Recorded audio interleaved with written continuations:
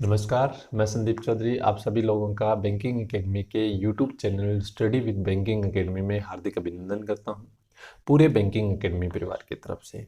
आज ये हमारा स्पेशल सेशन रहने वाला है, सिर्फ और सिर्फ एग्ज़ाम के व्यू से। आने वाले समय में जो एग्ज़ाम है उनकी हम किस तरीके से प्रिपरेशन करें, किस तरीके से हम ध्यान रखें, क्योंकि जैसा कि सभी को ध्यान में है कि लॉकडाउन 2.0 जो है वो शुरू हो चुका है।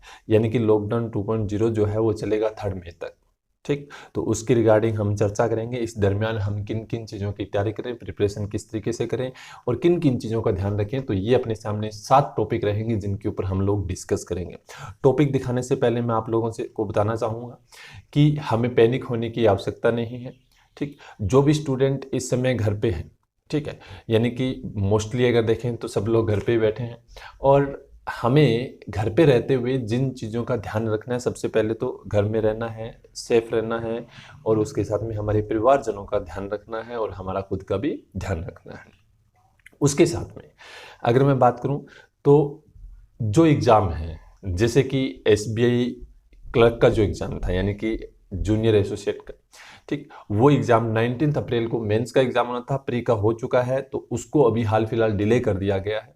इसी तरीके से अगर मैं बात करूं तो आरबीआई ग्रेड बी का, ठीक है, वही नोटिफिकेशन इस समय आ जाता होता है, लेकिन वो भी डिले हो गया। इसके साथ साथ में सबसे बड़ी अपॉर्चुनिटी सभी स्टूडेंट्स के लिए रहती है, वो है एसबीआई पीओ की। ठीक, तो एसबीआई पीओ का जो एग्ज़ाम है, ठीक है, वो भी यानी कि लगभग मार्च अप्रैल के अंदर नोटिफिकेशन आता है और इसका एग्ज़ाम जो है वो यानी कि जून तक हेल्ड करवाया जाता है। तो उसका नोटिफिकेशन भी डिले हो चुका है, लेकिन आएगा ज़रूर। ठीक, आप लोग पैनिक ना हो, अपनी तैयारी जैसे आप लोग लगातार एकेडमी में आते हुए करते हो उसी तरीके से घर पे बैठ के कर सकते हो। अब हमारे पास अपॉर्चुनिटी है कि हमारे कुछ सब्जेक्ट ऐसे जो बिल्कुल भी यानी कि कमज़ोर हैं, उनको हम अच्छे तरीके से हेल्ड कर सकते हैं, उनको अच्छे तरीके से हम लोग क्या कर सकते हैं, पूरा रिकवर कर सकते हैं उनकी, यानी कि जो हमारी एक तरह से हम कह सकते हैं कि जो वीकनेस थी उसको स्ट्रेंथ में चेंज कर सकते हैं। तो इसके ऊपर हम चर्चा करेंगे। ठीक, तो एग्ज़ाम जैसे कि हमारे सामने आने वाले समय में आरबीआई, ठीक, B grade, SBI clerk, SBI PO, इसके साथ साथ में अगर मैं बात करूं तो आईबीपीएस आरआरबी का और आईबीपीएस बाकी जो नेशनलाइजेशन बैंक है उनका एग्ज़ाम भी आने वाला है। तो उनका जैसे कैलेंडर आ चुका है, लेकिन उनको आगे थोड़ा सा हो सकता है कि डिले हो, बट लगता नहीं है, क्योंकि उनका एग्ज़ाम जो है वो अगस्त के करीब होता है। ठीक है, तो वो 100% उस समय हो सकता है कि हाँ हेल्ड करवा लिया जाए। लेकिन जैसा कि आपके सामने सबसे पहली स्लाइड आ रही है, इस स्लाइड में देखो कौन कौन से टॉपिक हम डिस्कशन करने वाले हैं। जैसा अपने पास दिया गया है कि सिलेबस को रिवाइज करना, नंबर 2 पे दिया गया है कि जो वीकनेस है उसको स्ट्रेंथ में कैसे चेंज करें, बूस्ट योर स्टडी स्किल, यानी कि अपनी जो स्टडी स्किल है उसको किस तरीके से बढ़ाएं, उसके साथ में मेंटेन योर फिजिकल हेल्थ, वो बहुत ज़रूरी है, और manage mental health in this time of corona virus, यानी कि मेंटल हेल्थ को किस तरीके से हम मैनेज करें, क्योंकि अफवाह के चक्कर में आके हम लोग क्या है कि डिप्रेशन में आ जाते हैं। ठीक, और दूसरी सबसे बड़ी चीज़ कि हम सारा दिन न्यूज़ देखते होते हैं। ठीक है, तो इस पर हम चर्चा करेंगे। 6 नंबर टॉपिक अपना रहेगा कि मॉक टेस्ट किस तरीके से दें, और उसके साथ साथ में रहेगा कि हमारी इंग्लिश जो है उसको किस तरीके से इम्प्रूव करें और करंट अफेयर को किस तरीके से इम्प्रूव करें, उनके बारे में हम लोग चर्चा करेंगे। चलिए बात करते हैं सबसे पहले टॉपिक की। दिया गया है कि रिवाइज द सिलेबस। सबसे बड़ी चीज़ कि जिन स्टूडेंट ने, ठीक, क्लासेस कंप्लीट कर ली थी, कंप्लीट करने का मतलब कि एक बार पूरा का पूरा सिलेबस उनका रिकवर हो चुका था, ठीक, तो वो स्टूडेंट, सबसे बड़ी चीज़ कि लेवल 1, लेवल 2, लेवल 3 और लेवल 4 जो बुक्स आप लोगों को एकेडमी की तरफ से प्रोवाइड करवाई गई है, उन बुक्स को अच्छे तरीके से एक बार वापस से रिवाइज करो। रिवाइज करने का मतलब कि प्रैक्टिस, और प्रैक्टिस के लिए हमें डेली एक टॉपिक हर, जैसे कि रीजनिंग के अंदर अगर मैं बात करूं तो जो हमारा यानी कि सबसे बड़ी चीज़ कि ज़्यादा मार्क्स के जो आते हैं तो उन पे फोकस करो। जैसे फॉर एग्जांपल रीजनिंग के अंदर मैं बात करूं तो वेन डायग्राम, ठीक, 5 मार्क्स का आता है। इसी तरीके से मैं बात करूं तो मैथ ऑपरेशन, ठीक, इसी तरीके से मैं बात करूं तो पजल का फॉर्मेशन, तो उनको 0 लेवल से लेकर और लेवल 4 तक की जो बुक अपनी है उनको पूरा कंप्लीट करें, क्यों? क्योंकि इससे क्या होगा, हमारे यानी कि जो बेसिक कंसेप्ट है वो पहले क्लियर होनी जरूरी है। ठीक, तो बेसिक कंसेप्ट अगर हमारे क्लियर होंगे तो उसके साथ साथ में अगर देखें तो धीरे धीरे वो अपना हाई लेवल जो है वो आराम से क्रैक कर सकते हैं और वहां पर पहुंचने में हमें दिक्कत का सामना नहीं करना पड़ेगा। इसी तरीके से मैथ के अंदर मैं बात करूं तो मैथ के अंदर पहले ऐसे टॉपिक जो ज़्यादा मार्क्स के आते हैं, यानी कि डीआई हो गया, ठीक है, इसके साथ में सिंप्लीफिकेशन है। ठीक, देखो कैलकुलेशन हर चीज़ के लिए बहुत ज़रूरी है। मैथ के लिए तो अगर आपकी कोई भी अगर स्ट्रेंथ है तो वो यही है कि आपकी कैलकुलेशन कैसी है, उसके ऊपर डिपेंड करता है, आप हर एक टॉपिक को पकड़ सकते हो। तो कैलकुलेशन तो फास्ट रखनी ही रखनी है। उसके साथ साथ में अगर हम बात करें तो टॉपिक को अच्छे तरीके से देखना है, वन लाइनर को देखो, क्योंकि सबसे बड़ी दिक्कत होती है कि एग्जाम के अंदर स्टूडेंट वन लाइनर को छोड़ के आते होते हैं। ठीक है, तो अभी ये टाइम है कि हम वन लाइनर को अच्छे तरीके से कर सकते हैं, क्वेश्चन को समझ सकते हैं, और सबसे बड़ी चीज़ होती है कि क्वेश्चन जो दिया गया है उसको हम समझ पा रहे हैं या नहीं। अगर क्वेश्चन समझ पा रहे हैं तो आंसर हमारा जल्दी आ जाता है, अगर नहीं समझते होते तो वो आंसर जो है वो 1 मिनट का क्वेश्चन होता नहीं है और उसको हम 5 से 7 मिनट देते हैं और उसके बाद छोड़ देते हैं। ऐसे भी काफ़ी स्टूडेंट हैं। तो मैं उनको यही कहना चाहूँगा कि सबसे पहले तो उन टॉपिक पे अपनी पकड़ बनाओ जो ज़्यादा मार्क्स के आते होते हैं, और उसके बाद बनाओ वन लाइनर है, यानी कि जो 1 मार्क्स के जो क्वेश्चन आते हैं उनके ऊपर ध्यान रखो।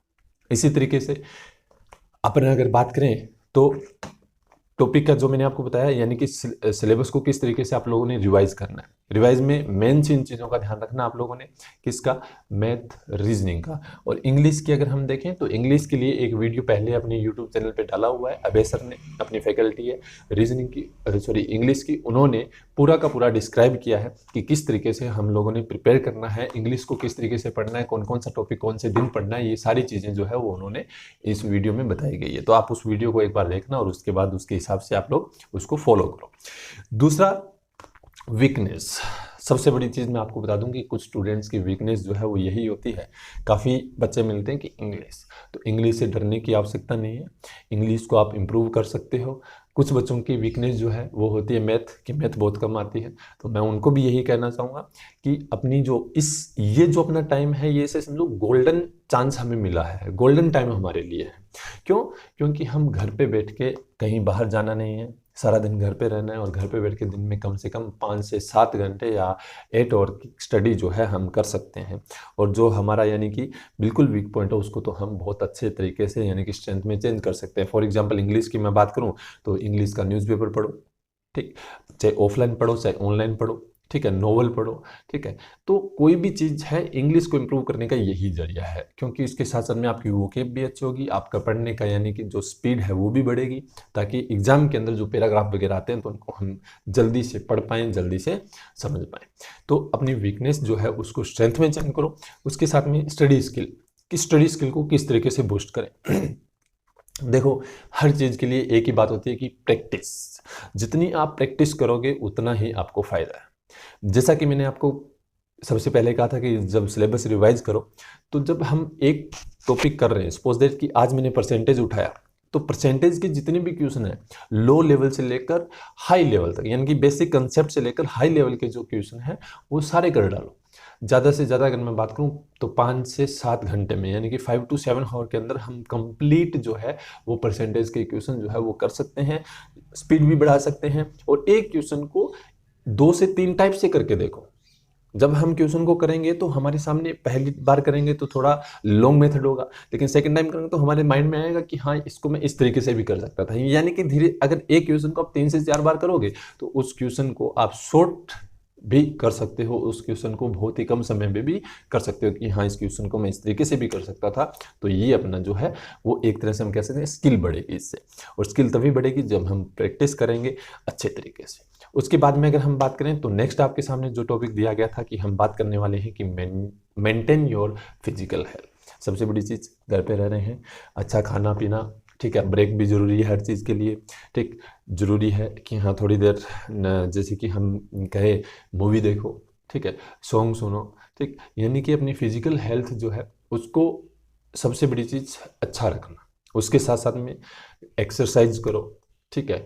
तो उससे क्या होगा कि हमारी फिजिकल हेल्थ जो है वो अच्छी रहेगी, क्योंकि बाहर तो आजकल ना तो हम जिम जा सकते हैं, सब कुछ बंद है, तो हम घर पे भी क्या है ये प्रैक्टिस कर सकते हैं, जिससे क्या होगा कि हमारी जो फिजिकल हेल्थ है वो अच्छी रहे। इसको मेंटेन रखो, ठीक है, ना ज़्यादा हम लोगों ने खाना है और ना ही कम खाना है। सारी चीज़ों का हम लोगों ने ध्यान रखना है। इसके साथ में अगर मैं बात करूँ तो मेंटल हेल्थ, देखो मैंने जैसा कि काफ़ी दिनों से कोरोना वायरस का जो चक्कर चल रहा है, तो सबसे बड़ी चीज़ होती है कि ये वायरस जो है वो होता नहीं है, फिर भी हमारे माइंड में सेट हो जाता है कि हमें हो गया। क्योंकि पहले कोल्ड होता था, हम डॉक्टर के पास जाते थे और डॉक्टर से दवा लेते थे।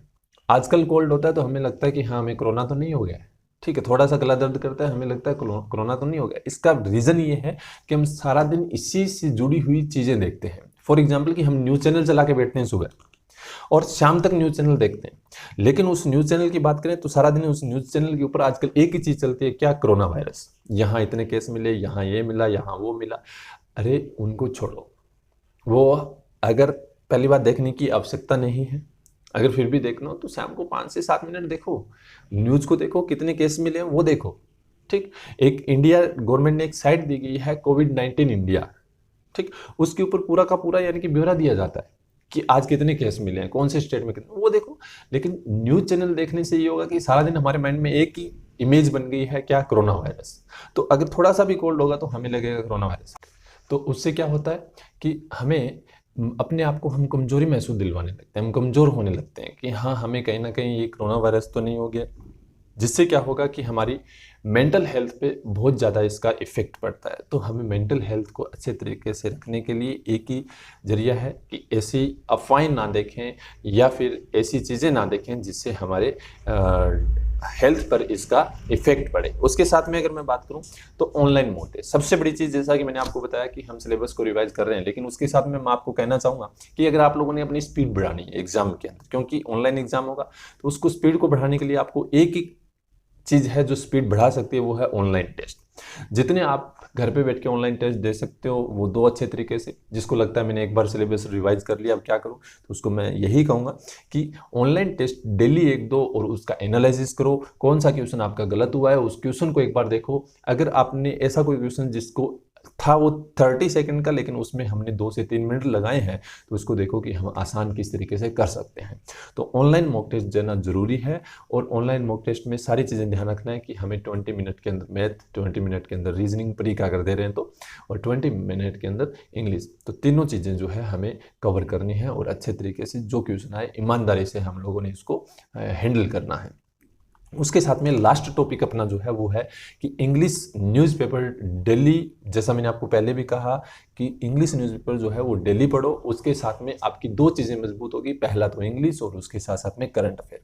मैं आपको बता दूं कि करंट अफेयर जो है उसके एक ही चीज़ है कि हाँ, जैसा कि मैं पहली बात तो मैं आपको यही कहूँगा कि अपना जो यूट्यूब चैनल है उसको सब्सक्राइब करो। इसके ऊपर मैं जो वीडियो डालता हूँ तो वो तो आप देखो ही देखो, ठीक है। उसके साथ साथ में मैं आपको ये भी कहूँगा कि न्यूज़पेपर भी पढ़ा करो, ठीक है। न्यूज़पेपर से ही आपकी जो करंट अफेयर है वो अच्छी होगी, और कोई भी तरीका नहीं है करंट अफेयर को अच्छी करने का, ठीक है। हम वेबसाइट को फॉलो कर रहे हैं, मैं आपको बता दूं कि वेबसाइट बहुत सारी है जिनको हम फॉलो कर रहे हैं, लेकिन वहां पर आपको इतना मटेरियल नहीं दिया गया होगा जिससे हमें वो चीज़ें याद रहे। आप न्यूज़पेपर पढ़ोगे, आप अगर एक पैराग्राफ पढ़ रहे हो 500 वर्ड्स का, तो उसमें से आपको यानी कि 200 वर्ड्स जो है वो याद रहेंगे, क्योंकि एग्जाम के अंदर भी कोई पैराग्राफ अगर आता है इंग्लिश में तो वो न्यूज़पेपर का एडिटोरियल ही होता है। और पिछले काफ़ी सालों से अगर देखें तो न्यूज़पेपर से ही जो है वो मुद्दे उठाकर और हमें एग्जाम के अंदर दिए जाते हैं, ठीक है।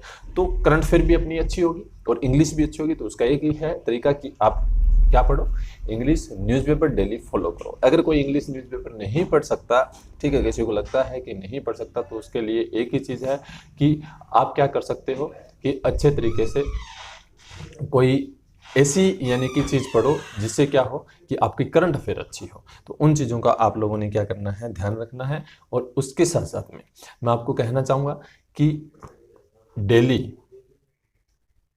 आप हेडलाइन या फिर अपनी जो वेबसाइट नीचे दी गई है, इस वेबसाइट को एक बार फॉलो करो, उसको देखो। इसके अंदर वीकली करंट अफेयर भी डाला जाता है, ठीक है, जो गुजराती और इंग्लिश दोनों लैंग्वेज के अंदर आप लोगों को मिलेगा। वीकली भी मिलता है और मंथली भी। तो अपनी वेबसाइट जो दी गई है इस पर जाके भी आप क्या कर सकते हो, यहाँ से भी आप अपना टॉपिक जो है वो निकाल सकते हो, यहाँ से करंट अफेयर जो है वो निकाल सकते हो।